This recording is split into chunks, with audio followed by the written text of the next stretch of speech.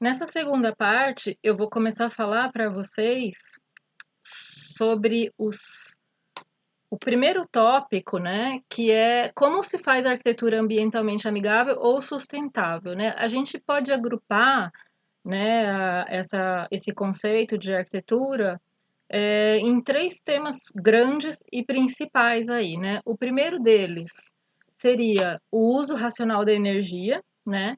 E esse uso racional da energia, ele é bastante definido na fase de projeto, né? Então, eu vou mostrar para vocês muitos artifícios, né, que se pode utilizar lá na fase de projeto, né, como o posicionamento das aberturas, né, como o tamanho das aberturas, materiais, etc., técnicas construtivas, né, que podem levar essa arquitetura, né, fazer um uso depois racional da energia, trabalhando a favor daquele clima local, né, servindo de fato como um atenuante para aquelas pessoas que vão viver lá dentro, né. Então, vai se pensar principalmente na adequação climática, né, para conforto ambiental e eficiência energética, considerando aí principalmente, né, o condicionamento passivo e às vezes ativo também, né, o condicionamento passivo, a ventilação natural, o condicionamento ativo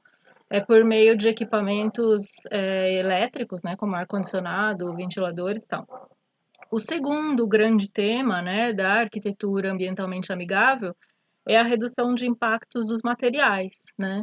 E esse tema é o tema que eu não vou abordar nessa aula, porque na verdade esse curso todo de design e meio ambiente, de ecodesign que a gente dá no Instituto Federal, ele é principalmente focado, né, nessa questão da redução dos impactos dos materiais, porque esse tema é o tema em sustentabilidade que mais se relaciona com a profissão do designer de interiores, né? Então a gente tem um curso que vai abranger aí os diversos tópicos relacionados à redução de impactos dos materiais e vai ser falado ao longo desse semestre, tá?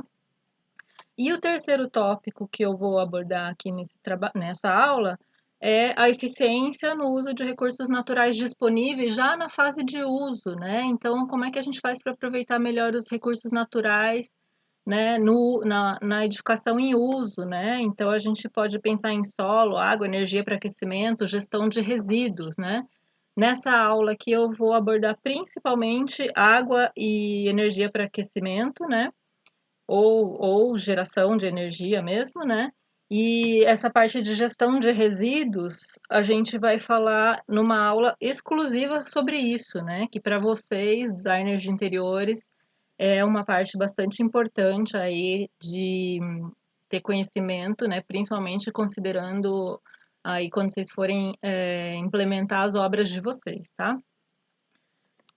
Eu vou começar então, né, pela essa primeira parte, né, que é o uso racional da energia. E tem todos aqueles subitens, né, acho que de A até G. Eu vou explicando aqui para vocês nessa etapa um por um, tá? Então, para a gente pensar, né, no uso racional de energia para conforto ambiental, né, e que é uma coisa que a arquitetura bioclimática lida, né, diretamente, né, é, que é o quê? Projeto arquitetônico, né, e o edifício como um atenuante, né, das condições climáticas adversas, né, em que a humanidade vive, né, nas diferentes condições climáticas, né.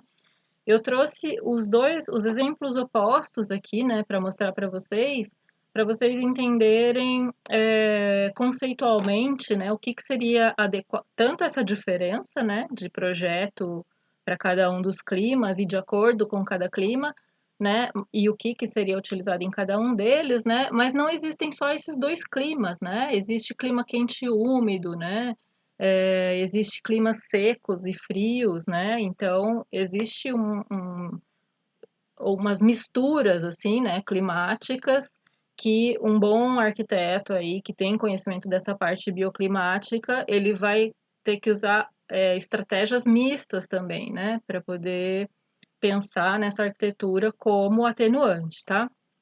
E sem desperdício de recursos, né?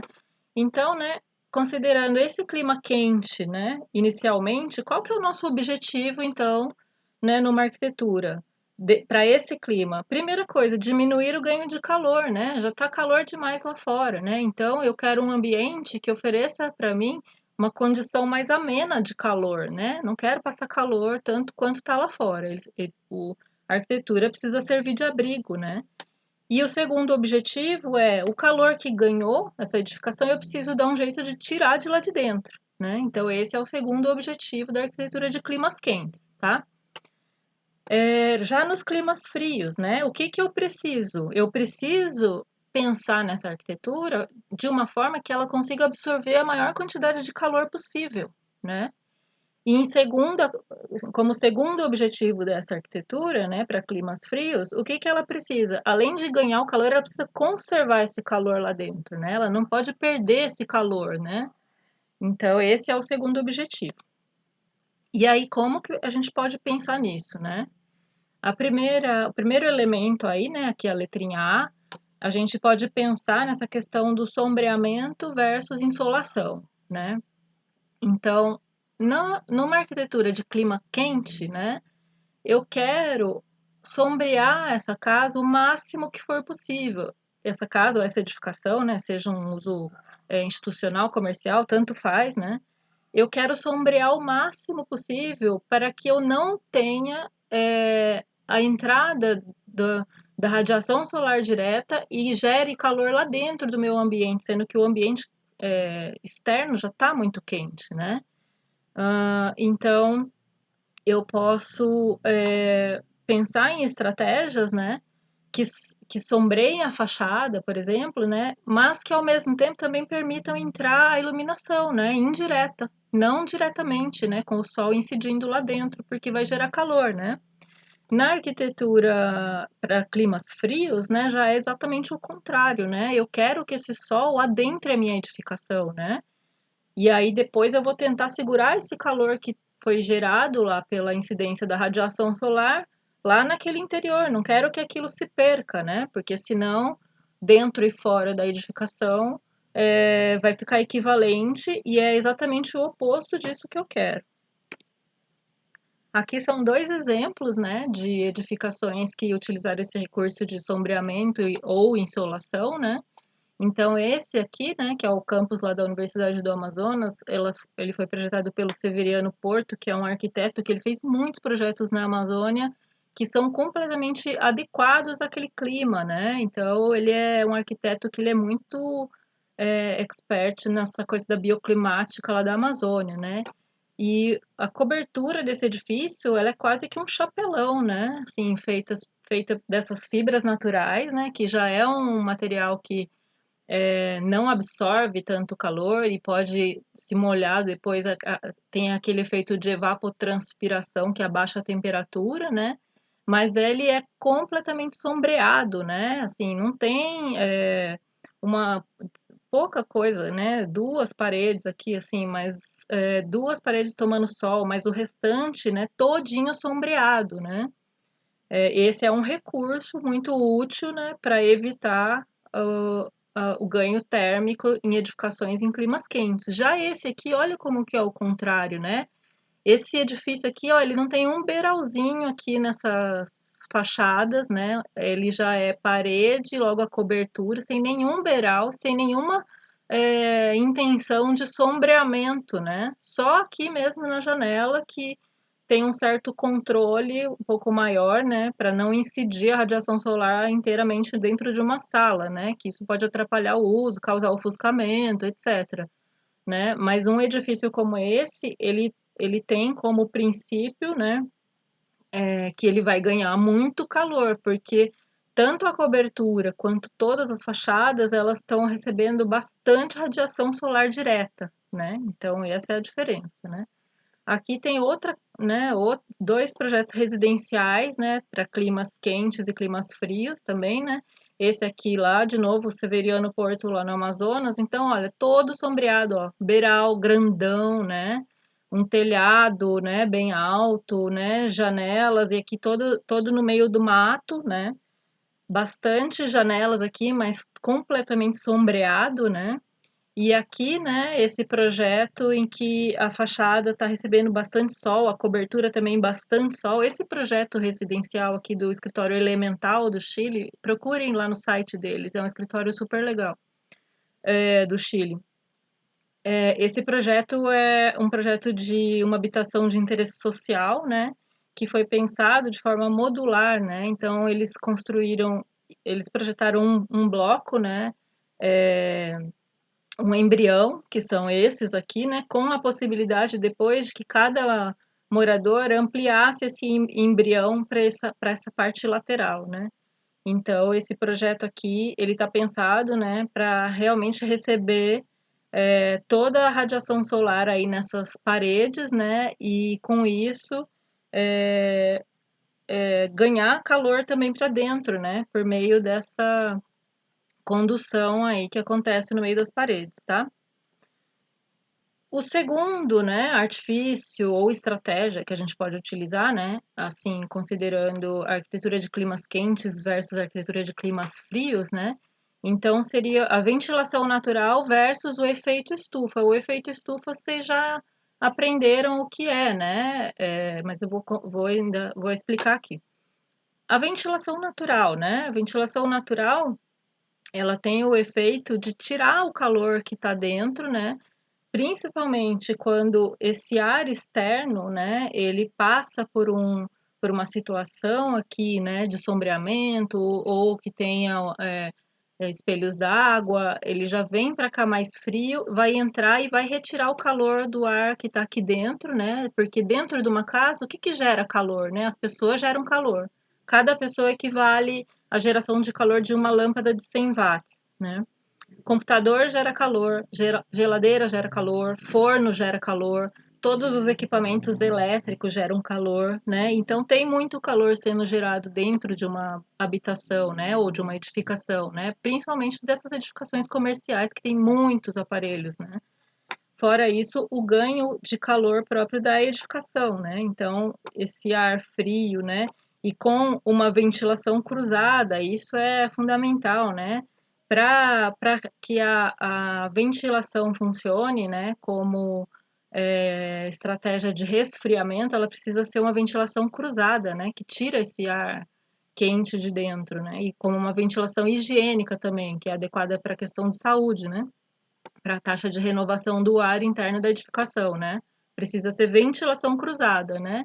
E a ventilação cruzada pressupõe aberturas em paredes opostas, né? Então, e de preferência, né, a ventilação de saída na parede mais alta, porque o ar quente sobe, né? Então, o ar frio entra mais por baixo e aí junta com esse ar quente e sai por uma abertura, de preferência mais no alto, né, da fachada. Já para climas frios, né, a gente pode tirar partido do efeito estufa, que é o quê? Né? A gente fechar essa edificação com uma parede de vidro, né? E ela vai receber bastante insolação, e aqui ela vai. A radiação solar que chegar vai se transformar em ondas de calor, como a gente já viu naquela aula lá de mudanças climáticas, e ela não tem por onde sair, né? Porque, na verdade, está tudo fechado, né? Então, esse calor vai se manter aqui dentro, né? Então, o efeito estufa ele é muito positivo para a arquitetura de climas frios, né? As arquiteturas de vidro, né? Elas são bastante adequadas para esses países aí que necessitam segurar o calor dentro da edificação, né? Aqui vou dar dois exemplos, tá? Que são esse projeto aqui que é residencial lá no Vietnã, né? Um país de clima quente, em contraposição a esse outro projeto, né? Que também é uma residência, né? Lá na Estônia, né? E aí vamos ver aqui então quais são os princípios, né? Essa fachada aqui, olha, ela tem um elemento vazado, né? Que sombreia, né? Tudo que tá ali atrás, né? Vocês estão vendo?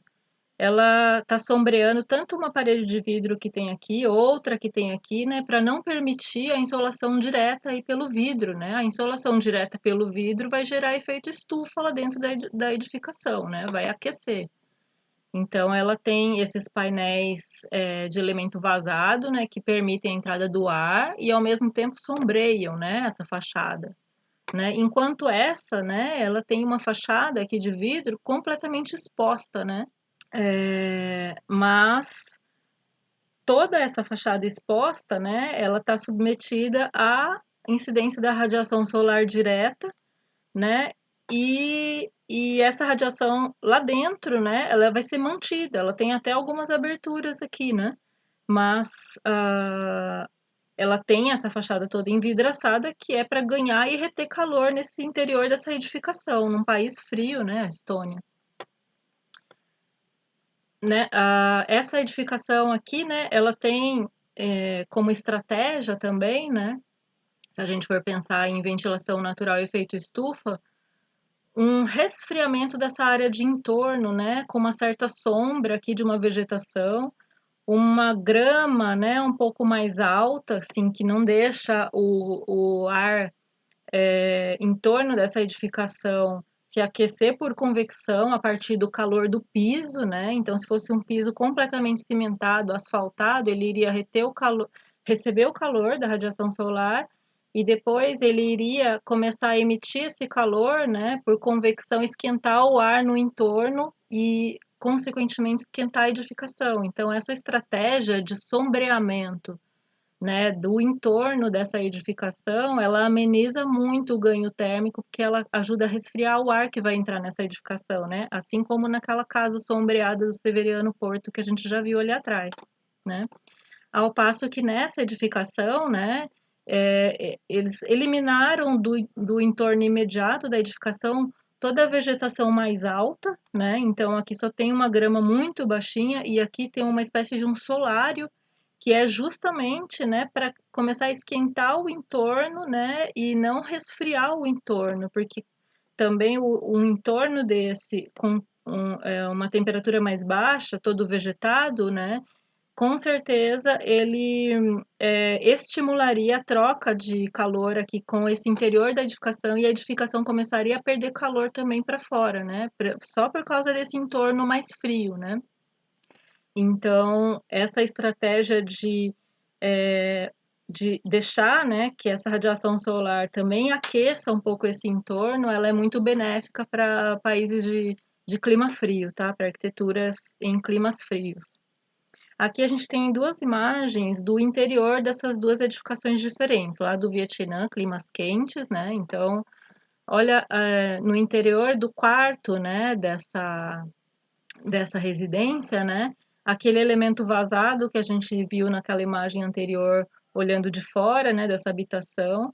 Então tem esse elemento vazado e uma vegetação já aqui dentro, um mini solário ainda filtrado, né, com o sol filtrado, tá vendo esses pequenos quadrados aqui, né? Eles dão uma filtrada para não entrar 100% da radiação solar aqui nessas plantas, né?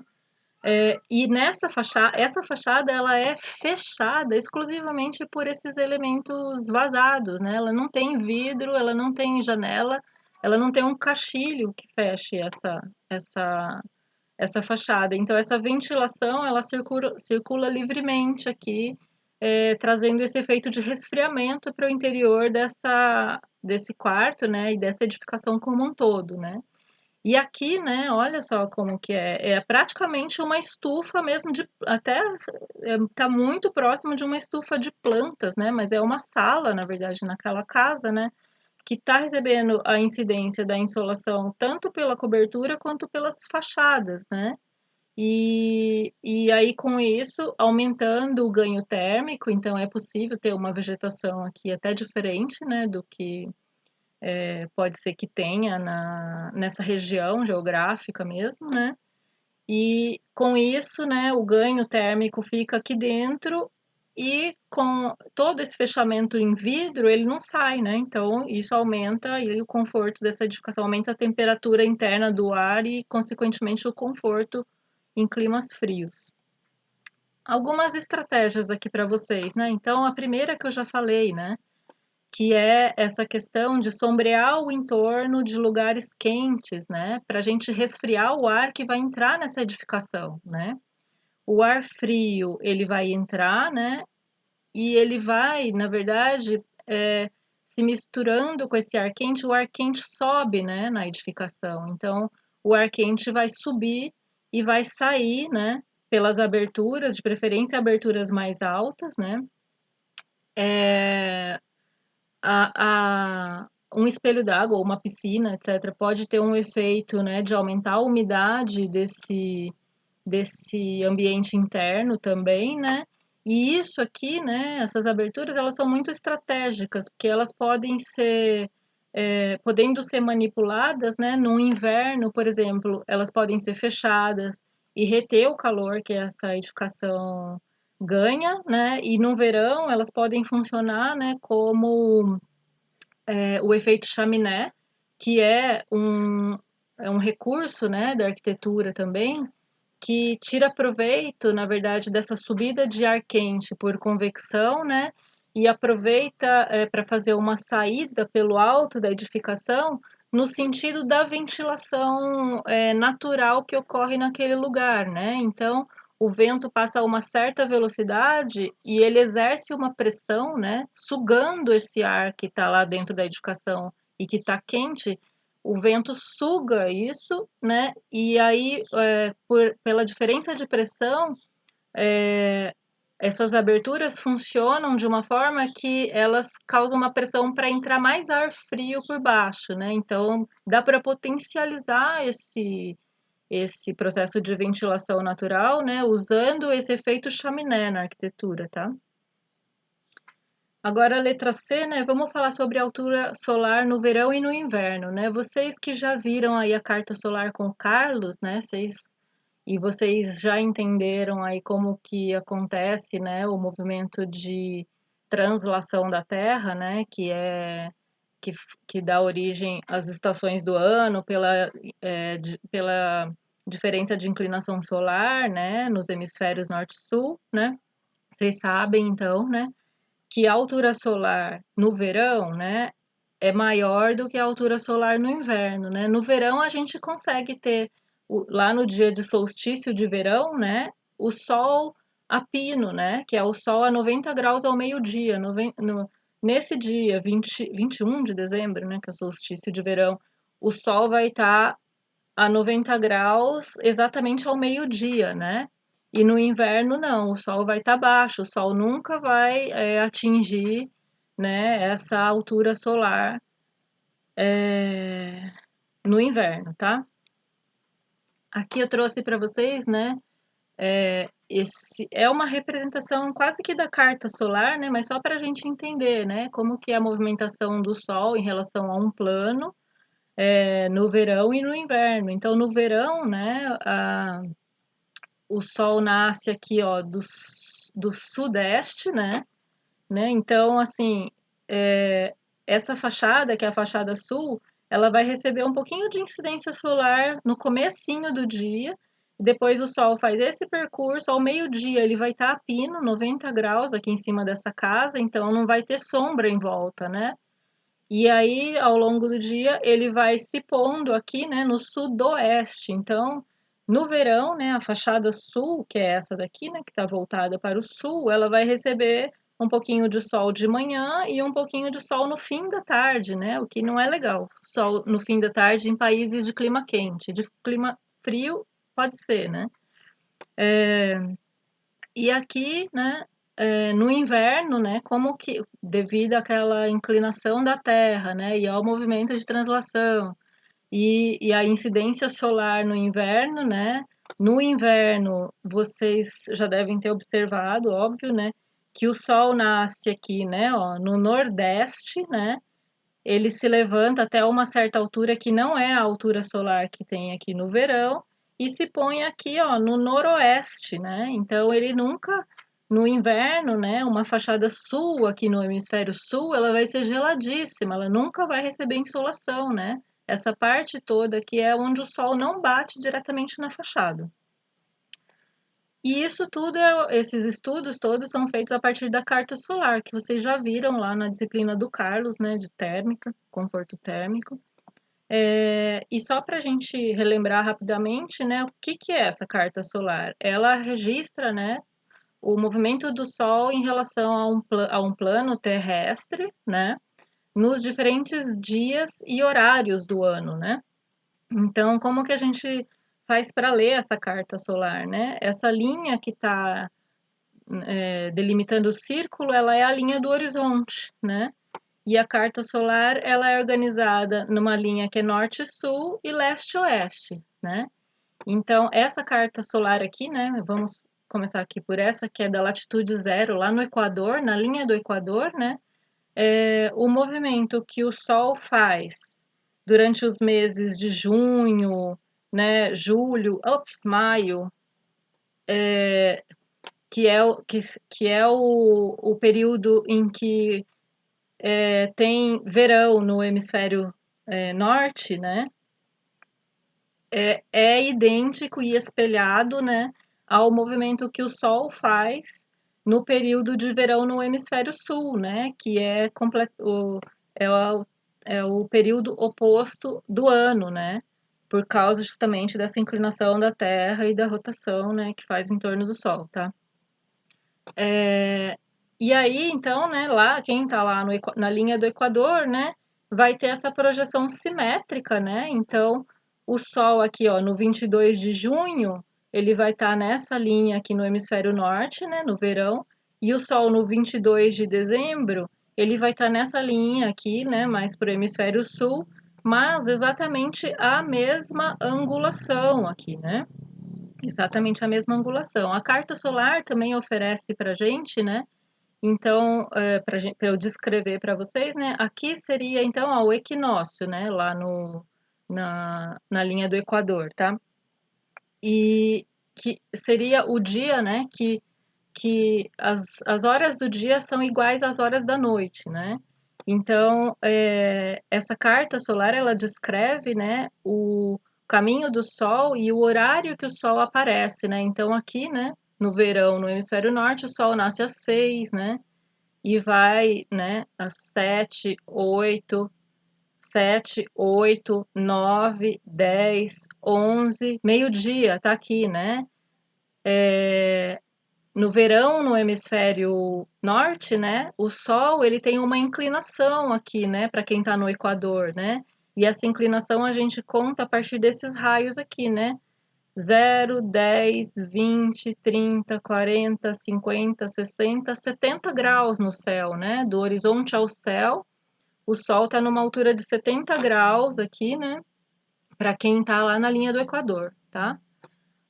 Essa carta solar aqui é para a latitude 23,5 norte, né? Que é lá no hemisfério norte. Quem está no hemisfério norte tem Sol predominantemente na fachada sul, né? E só em momentos do verão deles, né?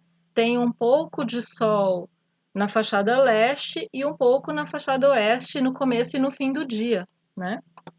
E para nós, né, a carta solar que a gente é mais habituado a ver e trabalhar com ela, ela é muito próximo disso aqui, né? Para a gente, né, a nossa insolação predominante, ela está aqui nessa porção norte, né? O nosso Sol vem principalmente do norte, né? E a insolação na fachada sul, né, ela tem só aqui, ó, no período que vai chegando próximo ao verão, né? Que essa fachada sul recebe insolação. Como que a gente faz para lidar com isso, né? Então, por exemplo, a gente tem uma fachada com essa carta solar, a gente tem uma fachada, a gente põe o eixo, o cruzamento dos eixos aqui sobre a fachada, né? Ou sobre a janela, né? Sobre o que a gente estiver estudando e a gente alinha, né, o norte da nossa carta solar com o norte verdadeiro, né, daquela localização que a gente está estudando. Então, por isso que é muito importante a gente identificar o norte nas edificações, né? E aí, como que a gente vai ler essa carta, né? Ó, tudo que tiver aqui, ó, dessa linha da fachada para cá, é insolação que essa fachada vai receber, né? Tudo que tiver da linha da fachada para cá, para a esquerda, é sombra, não vai receber essa insolação. Então, aqui, né, por exemplo, né, nesse dia aqui de verão, né, essa fachada vai receber insolação desde a hora que o sol nasce, né? Até praticamente ali, ó, ao meio-dia, mais ou menos, né? Essa fachada vai ser ensolarada a manhã toda, né? Então, a carta solar, ela permite a gente saber qual é a insolação da fachada, a insolação no interior da edificação, que a gente calcula a partir do ângulo solar, né? Da altura solar, né? A determinação da necessidade de proteção solar, então, se essa fachada ou se ela for envidraçada, ela está recebendo sol em horários ruins, né? Para a gente no verão, a partir das 8, 9 horas da manhã, já é ruim a incidência de sol no interior da edificação, né? Então, a gente tem que criar uma proteção ali com brise, né? E também serve, né, para vocês, designers, principalmente, para pensar qual seria a melhor disposição de layout ali dentro, considerando a insolação dessa fachada, né? Aqui só mais alguns exemplos, né? Então, aqui, essa fachada está nessa posição, né? Se coloca a carta solar alinhada com o norte, e aí você, no centro da fachada, e essa mancha verde toda que vai indicar os períodos de insolação dessa fachada, né? E assim por diante, né? Todas as outras, uma em cada orientação solar, né? O quarto ponto que a gente pode trabalhar aí, né, para que essa edificação sirva como atenuante, né, é o isolamento térmico, né? O isolamento térmico, ele serve para diminuir as trocas térmicas entre exterior e interior da edificação, né? Na edificação de clima quente, o máximo que a gente pode usar de isolamento térmico para manter essa edificação em condicionamento natural, né, não precisar ligar um ar-condicionado, é a gente isolar a cobertura, né?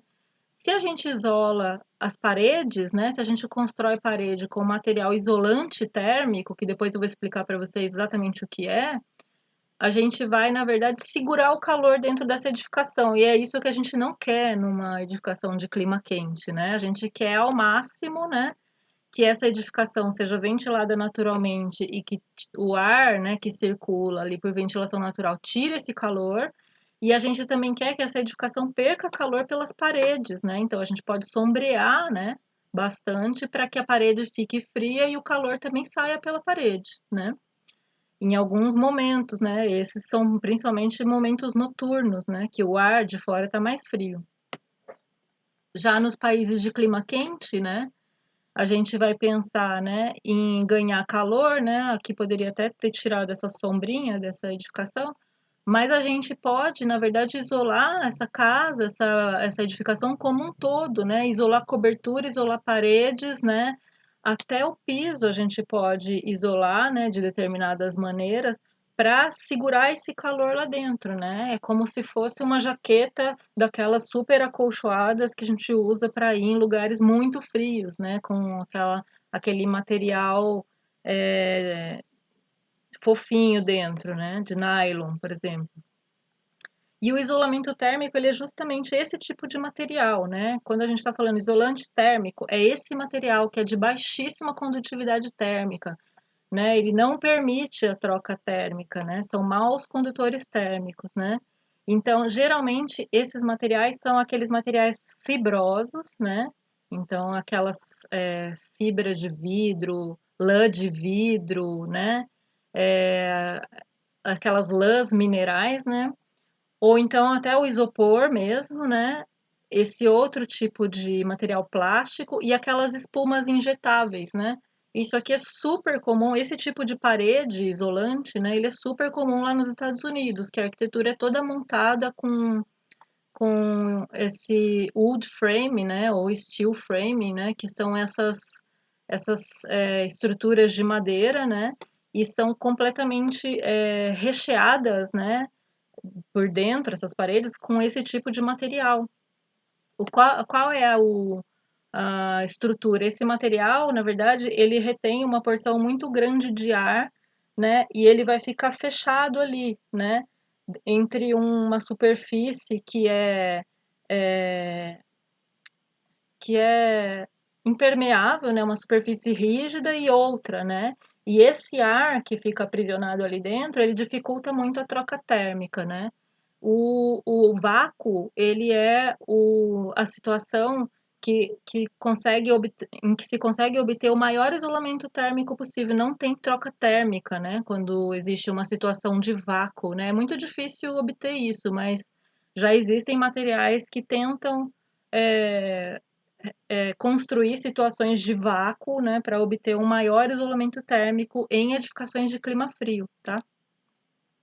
Ou então em edificações condicionadas artificialmente, né? Se for com ar-condicionado, se você tiver que colocar um ar-condicionado na edificação, aí vale a pena instalar um isolamento térmico desse para que o frio, né, a baixa temperatura lá de dentro não se perca em função da alta temperatura lá fora e não aumente o consumo do ar-condicionado.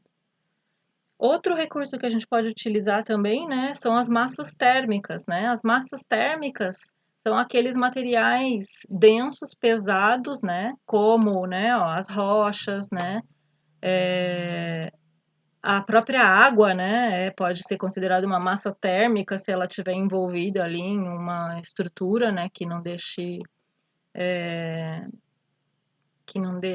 ter vazamento, né?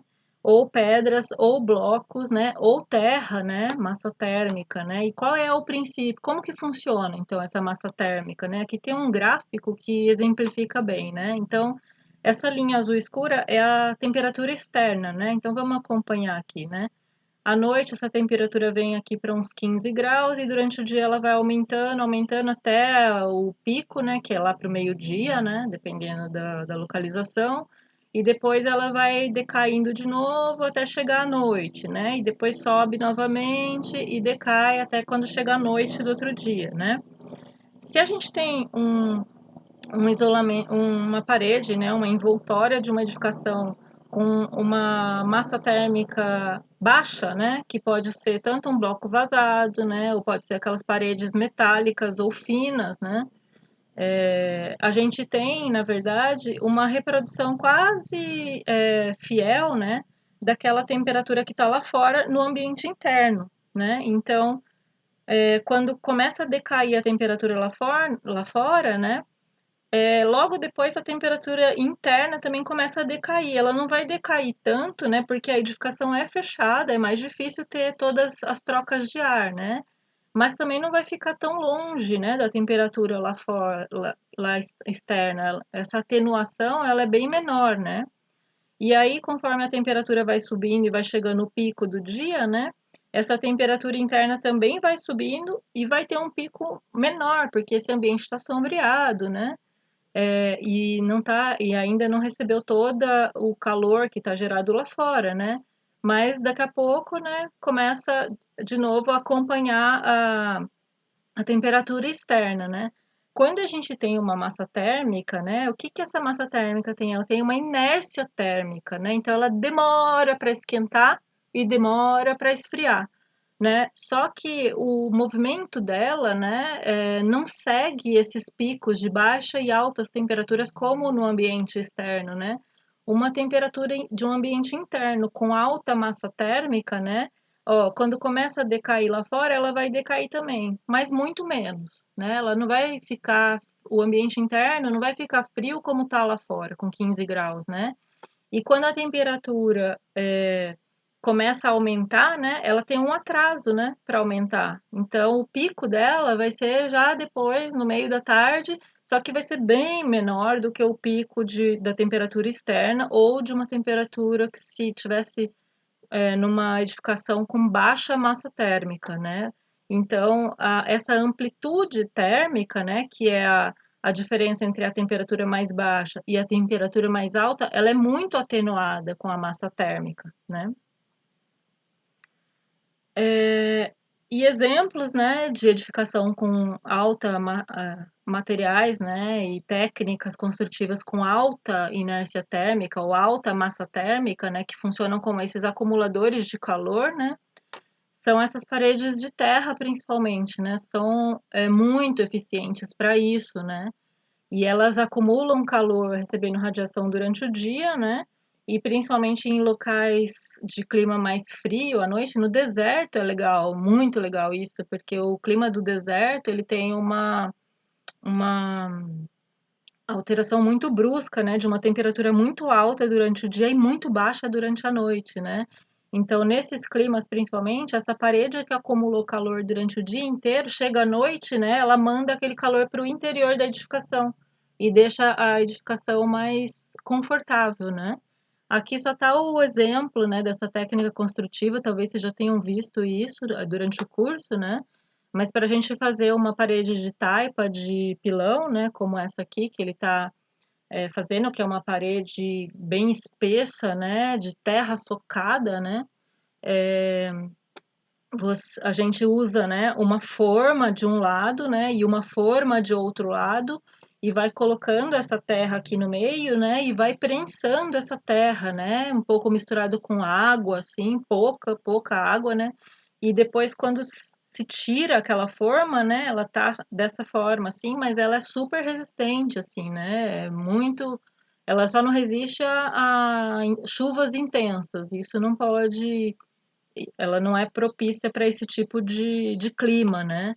Mas ela é uma parede altamente resistente que permite que se faça até segundo andar e tal, né?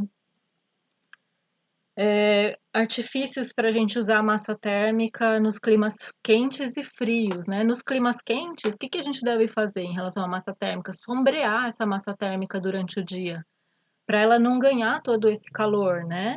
Então, ela vai ganhar um pouco de calor aqui na cobertura e à noite ela vai mandar um pouco desse calor para dentro, né? Mas ela não vai receber não recebendo todo o calor durante o dia, esse ambiente à noite vai ficar fresco também, né? E nos climas frios já é exatamente o contrário, né? O objetivo dessa massa térmica é ser o mais insolada possível, né? Ensolarada possível. E ela vai receber todo esse calor, vai armazenar todo esse calor e durante a noite ela vai mandar esse calor para dentro, né? Outra estratégia aí que se pode utilizar bastante, né, são os telhados verdes ou paredes verdes, né? A terra, ela tem esse princípio de inércia térmica, né? Então, ela mantém uma amplitude térmica muito menor no interior da edificação, como a gente viu ali naquele gráfico, né? E não necessariamente uma casa com telhado verde ou parede verde precisa ser tão rústica assim, né? Tem inúmeras possibilidades hoje, isso é muito utilizado, né? E é mais fácil da gente encontrar, assim, né, em uma linguagem mais contemporânea, esse tipo de recurso, né? Mas o telhado verde, né, ele também, além de não absorver aquela radiação solar como um material, né, que não transpira, né, ele vai reter todo o calor, né, essa técnica, né, construtiva, ela vai reter o calor aqui, mas ela também vai perder muito calor por evapotranspiração dessa vegetação, né, e a terra, ela tem uma inércia térmica muito alta, então todo esse calor recebido, ele vai demorar muito para chegar do lado de dentro. Na verdade, ele não vai nem chegar todo do lado de dentro, vai funcionar como a massa térmica mesmo, né? Reduzindo a amplitude térmica dentro. Outro recurso que eu queria falar para vocês, né, que também é bastante empregado, né, é a arquitetura enterrada, né? Eu vou dar o exemplo para vocês dessa edificação aqui, ó, mas só para mostrar que tem uma edificação que é com um desenho contemporâneo, né, e com um teto verde, né, aqui em cima, essa cobertura verde, tá? Vamos prestar atenção aqui nessa edificação, né? Essa edificação tem um bloco aqui na frente e tem essa outra parte aqui atrás que é enterrada, né? Vamos ver aqui. O projeto dela é esse, né? Então, isso aqui é num país muito frio, na Suíça, né? E ela tem esse bloco aqui de entrada e depois ela tem uma passagem que é subterrânea, né? E ela dá acesso a uma edificação que tá aqui atrás, né? Completamente enterrada e que tem uma fachada aqui para um ganho de radiação solar, né? E ganho de luz também. Qual que é o benefício, né, de fazer uma arquitetura enterrada, né? A temperatura embaixo do solo, né, a uma certa altura, 1,5 m, 2, até 6 metros, ela é muito próxima da temperatura média do local durante o ano, né? Então, por exemplo, se a gente fosse construir em Jacareí, né, a temperatura média de Jacareí é 19,2 graus, né? Apesar de vocês saberem a diferença, vocês sabem que Jacareí tem picos de calor, né, e dias frios também, mas vocês já entenderam que temperatura média, né, é pegar todos esses valores de temperatura e calcular uma média. Então, a média de Jacareí é 19,2, né? Se a gente fosse construir uma casa em Jacareí, né, se a gente escavasse e fizesse um duto, né, para ventilação, né, a gente obteria uma temperatura de ar de 19,2 ali embaixo da terra, né? Então, se a gente lançar isso para dentro da edificação, funciona quase como um ar-condicionado natural, né? E essa técnica toda, ela é baseada em princípios da geotermia, né? Então, existe um condicionamento passivo de edificações, né? O Lelé, que é um arquiteto que vocês deveriam muito conhecer, ele fez a rede de hospitais Sara, ele é maravilhoso. Ele empregou em alguns projetos esse condicionamento, né? é, por geotermia, né? Passando que o ar é resfriado, né? Por dutos subterrâneos e entram na edificação já mais com uma temperatura mais amena, tá? Esse projeto é interessante, né? Então, assim, ele tá todinho aqui embaixo da terra, né? Então, quer dizer que a temperatura dentro dele é praticamente constante. Ele não tem essa ventilação cruzada, né? Porque ele só tem essa fachada que é aberta e não tem outras fachadas abertas. E ele tem essas aberturas justamente para receber radiação solar, né? E para iluminar os ambientes internos também.